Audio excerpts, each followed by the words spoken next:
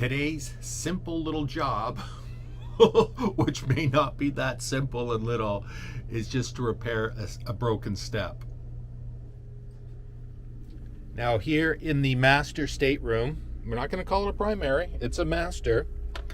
There is a step just to the side of the bed, and you can see it's gone. Whoop. Last year when we were on our holidays, I kneeled down in here and this just gave away. And from what I can see, there's no fasteners around this edge. I figured that would have been drilled through from the other side. Now the issue is we had all the carpet replaced in the cabin last year, and Buddy did an amazing job, an absolutely perfect job. However, this I'm sure would have been screwed down into this panel, and now that this carpet is here, I'm not going to be able to see the screws. So what I'm hoping I can do is maybe if I lift the mattress up, there's access to the air conditioning unit under the bed, which I showed you in a previous video. So maybe I can, plow a couple of screws through into this plywood from the other side. I mean, all I have to do is pre-drill from this way, so I can have then I'm not putting the screws in through blind, because I don't know how else I'm going to get at that unless I remove this completely and put some sort of a support in there. I don't know. We'll see. Like I said, it should be a simple job, but I can see this taking 5 hours.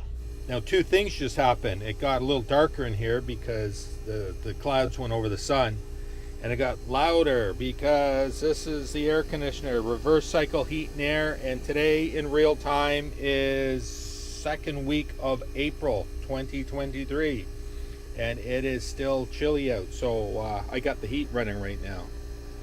I don't know if you can see that, but that step is covering up where the main duct is coming out of this system, and it's going to go around and up through into the salon. So that's why that's there, and I guess that's why there's no supports on that side, because that pipe is coming back to about here anyways. So there's not much opportunity to do any sort of support. So what I'm going to do now, I'm going to take out this cushion and see if I can get at this piece, remove it, maybe put something around that edge. There we go. That should help, shining a little light on the situation. So I can see what's going on here. I can feel in around here in this shelf. This step is basically a shelf. And what they did is it's been notched out, like routed out, rabbited out basically around here. And I can feel there's screws. When they manufactured this, was screwed up and into this panel. So that's why I'll never get it right back up there. But I'm still gonna guess that this is screwed down here into this piece here. So I don't know what I'm gonna do about that, but I'll figure something out.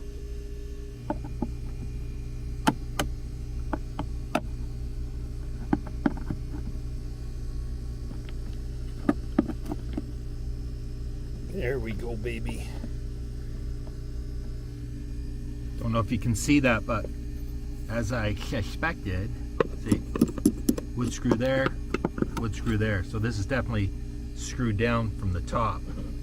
So I'm just tearing this out. This is just MDF anyway, so it's very soft material. So I'm just gently prying that up this way, because of course it's, tilted down that way. So I'm gonna pry this up, and then hopefully I can just cock it over to one side and get it out. And then I'll figure out what I'm going to do around the back side to make some sort of a support. I don't know. Okay, let's see if I can show you what's going on back there. This shelf step has got another piece screwed up underneath of it, which is creating like that. The problem here is the piece that is screwed to the bottom of the shelf is extending out underneath this cabinet. So to maneuver and manhandle this around, is going to come up with a few new curse words. Worst comes to worst, I'll have to take this combing off completely just so I can bend that up and get it around this corner, because it's stopping against here. Yeah, that's not coming out with this combing in the way. So I'm going to buzz out all these screws.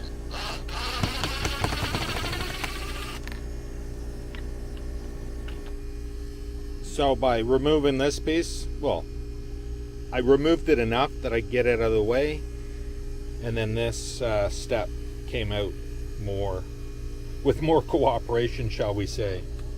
So you see, that's how that goes up, with one short little screw on that end, one there and one there, and that has just collapsed, pushed away. So no, I got to figure a way to make that not happen anymore.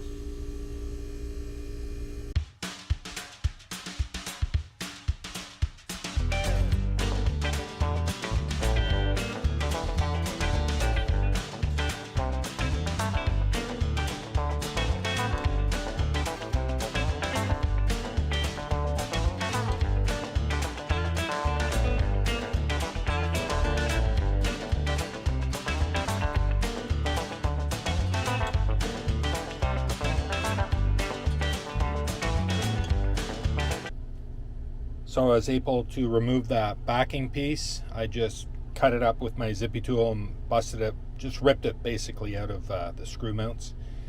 And then I buzzed the back of those screws off with the cutoff wheel, and now she's good to go back in.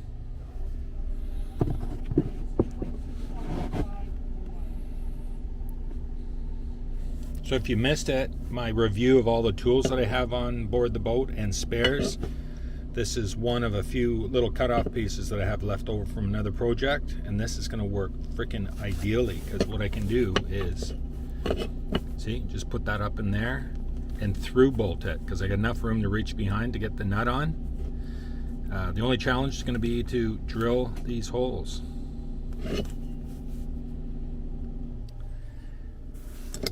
Well, as you can see, I had to through bolt it from this side, just simply because with the heavy angle to get the drill bit in, those holes are oversized, so I didn't want to have to have the screw and a big washer. It would have been the same effect either way, because I would have had to be proud of that wall. So bolts are going through.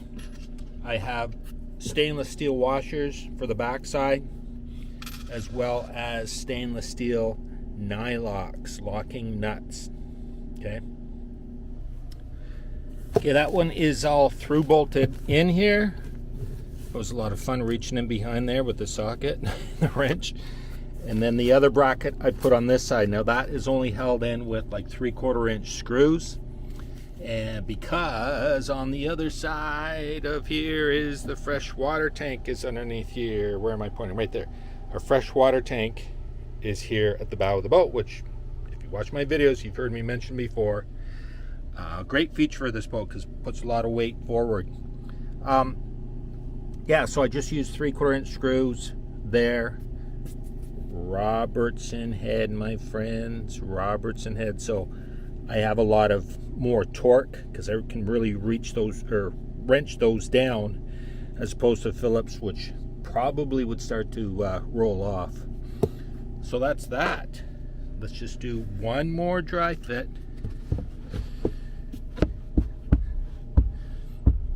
Beautiful, beautiful.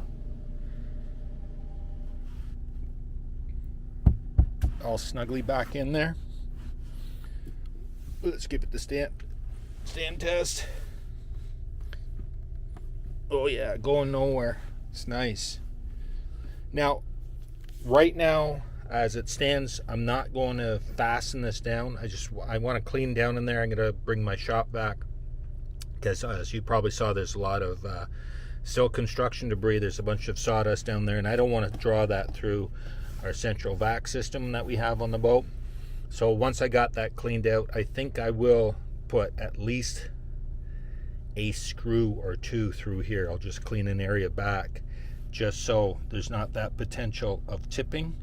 I don't think it will ever happen, because I'm applying a lot of force there.